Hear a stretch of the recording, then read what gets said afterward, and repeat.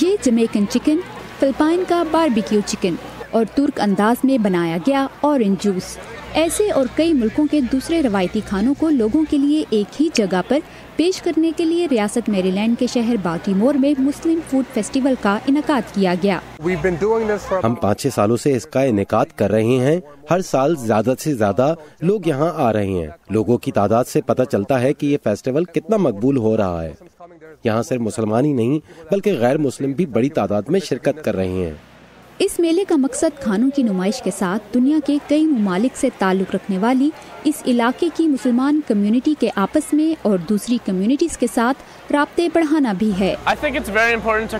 میرے خیال میں دوسرے کلچرز کے لیے اپنی مسجدوں اور کمیونٹی کے دروازے کھولنا بہت ضروری ہے۔ اسی طرح وہ مسلمانوں کو جان سکتے ہیں اور انہیں پتہ چل سکتا ہے کہ ہم مسلمان بھی عام لوگوں کی طرح ہیں، ہمیں بھی کھانا پسند ہے اور ایک دوسرے سے ملنا جلنا اور کمیونٹی میں رابطہ بڑھانا پسند ہے۔ فیسٹیول میں پاکستان، بھارت، عرب اور افریقی ممالک سے تعلق رکھنے والے افراد نے اپنے ملک کی خاص ڈشوں کو کھانے کے شوقین افراد کے لیے پیش کیا، جو نہ صرف رابطے بڑھانے بلکہ کاروباری نقطہ نظر سے بھی اہم رہا۔ مجھے یہاں آنا بہت پسند آیا اور میرا کھانا بھی جلد بک گیا۔ میں اب ہر سال یہاں آؤں گی۔ فیسٹیول کا اہم حصہ نامور کامیڈین جرمی مکلیلن کی موجودگی تھی۔ امریکہ میں رہنے والے مسلمانوں کی ہر دل شخصیت کو دیکھنے اور ان کے ساتھ تصاویر بنوانے والوں نے لمبی قطاریں لگا لیں۔ جرمی کا کہنا تھا کہ مسلمان ہی امریکہ میں اسلام کے تاثر میں بہتری لا سکتے ہیں۔ آپ جہاں بھی ہوں آپ کو لوگوں سے تعلقات بنانے چاہیے، خود پر فخر کریں اور سچائی پر قائم رہیں اور اپنی شخصیت پر شرمندہ نہ ہوں۔ آہستہ آہستہ چیزوں میں بہتری آنا شروع ہو جائے گی۔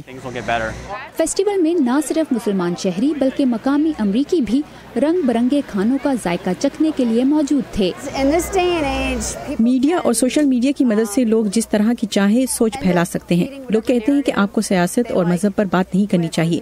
میرے خیال میں آج اس کی سب سے زیادہ ضرورت ہے۔ آرگنائزرز کے مطابق فیسٹیول کی بڑھتی ہوئی مقبولیت کے باعث اس فیسٹیول کو امریکہ کی دیگر ریاستوں میں بھی منعقد کیا جائے گا۔ وردہ خلیل، اردو VOA، میری لینڈ۔